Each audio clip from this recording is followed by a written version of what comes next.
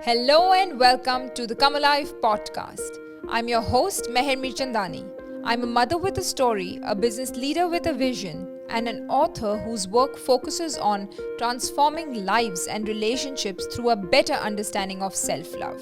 Today's episode is titled Faith versus Fear: How to Shift from One to the Other.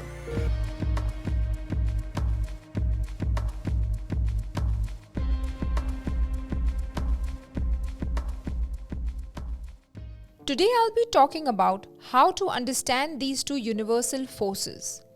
If fear is currently crippling you from making progress in your life, you need to shift that energy into faith. Can it be done? Absolutely. In this episode, I will share the 4 steps to do so. Right now, whatever event or moment fear is preventing you from visualizing can come into its true glory and become possible with faith. Doing the work I talk about in today's episode could be the crucial first step towards applying for that job, starting that business, bettering your health, or having a difficult conversation that has been eating you up inside for a long time. Before we begin, remember this: faith and fear do not coexist. You either live in faith or in fear. In the context of today's episode, what are faith and fear? Faith means that no matter what the situation in our lives, the universe is working on it. The human experience is not set up for you to control everything. If you did, you wouldn't have unexpected moments and things like good luck. So no matter what, you have to understand that natural forces exist around you that you may not always be aware of, and they can impact how you feel, how your day goes, and even how your life turns out. That said, having faith means having a belief that a higher power is working in our favor, and even when something doesn't work out, it was meant to be and should be accepted. Faith is complete surrender to the part of yourself that is in alignment with the universe, or whomever you believe is your maker. On the other hand, we have fear. Fear is a distressing emotion aroused by impending danger or pain and can occur regardless of whether the threat is real or imagined. The condition is known as being afraid, and whilst this feeling is used to protect us in all aspects of our daily life, from crossing the road to avoiding a conflict, living in a constant state of fear about something can paralyze you and even impact your physical health, including your energy, appetite, and even your appearance. In 2015, CNN quoted 2 studies done on natural fears for humans. The first was fear of falling from a great height. The second, fear of loud noise. Besides this, all other fears are either programmed at an early age or an illusion of the mind. So what causes the anticipation of fear? When you don't have confidence in an outcome going in your favor, you start to explore all options.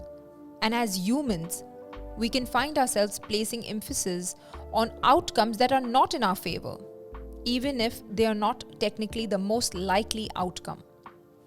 So if you decide not to visit a restaurant because you are worried the lines will be too long, you deny yourself the meal without even knowing what the waiting time is. Furthermore, you have rejection.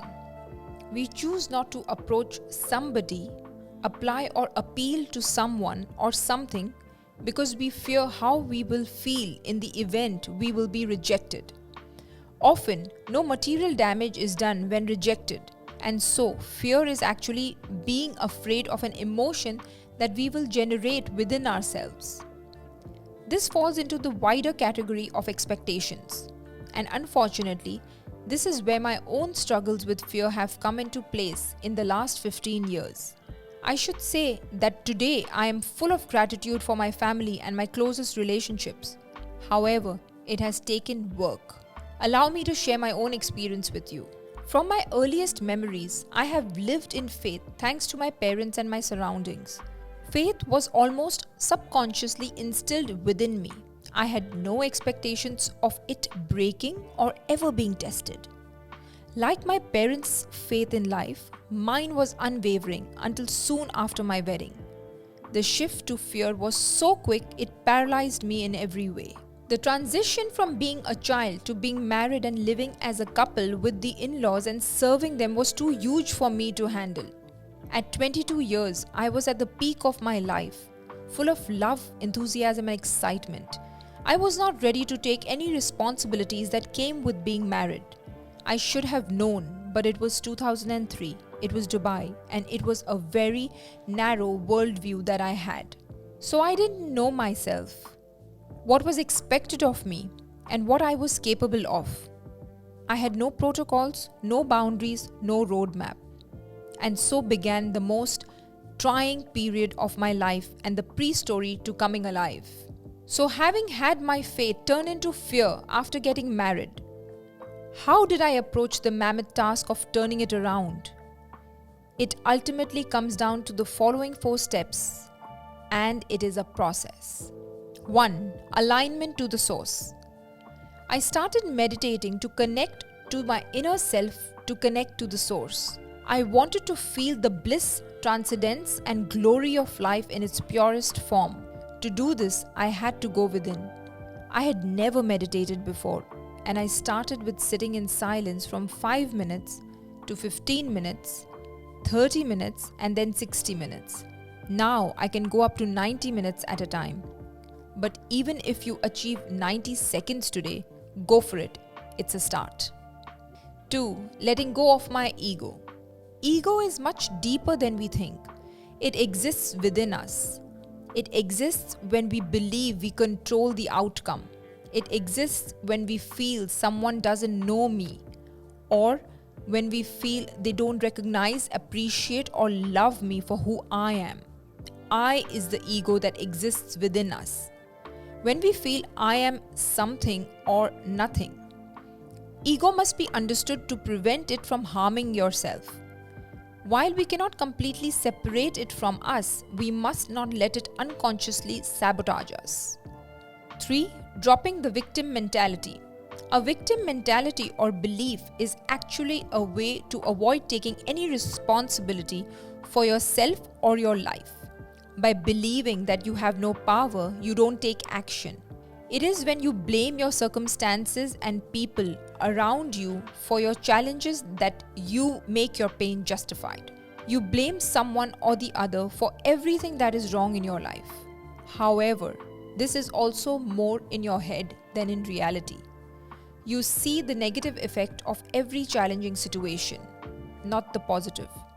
I started seeing the positive in each negative event, situation, and person around me. This was a liberating experience. When you start seeing the greater good in everything that is happening to you, you shift. 4. Forgive yourself and others. This is one of the most powerful exercises to do. I have been on a forgiveness journey where for 30 days, every single day, I forgave myself and everyone I felt hurt me in some way. Forgiveness is a voluntary internal process of letting go of feelings and thoughts of resentment, bitterness, anger, and the need for vengeance towards someone who we believe has wronged us. This is something you need to consistently practice to support your evolution. Life is a process of becoming a better version of ourselves every single day, and the 4 practices I've just shared really helped me shift my energy from fear to faith. However, it is a consistent journey, so please use them as a starting point. You can do more if you wish and try other approaches like working with a mentor or a coach. We'll talk about this in future episodes. If you would like to receive more tailored advice on this subject, feel free to DM me on meher_mirchandani on Instagram or email me on meher@mehermirchandani.com, both of which are in the YouTube description and podcast show notes. Thank you for listening to this episode of the Come Alive podcast. If you enjoyed the show, please leave us a 5-star rating and review on Apple Podcast. Hit the follow button on Spotify and share the podcast with anyone who needs to hear it. If you're watching the visual podcast on YouTube, make sure you hit the subscribe button and the notification bell, as well as leave us a like and a comment. I look forward to talking again on the next episode. Thank you and lots of love.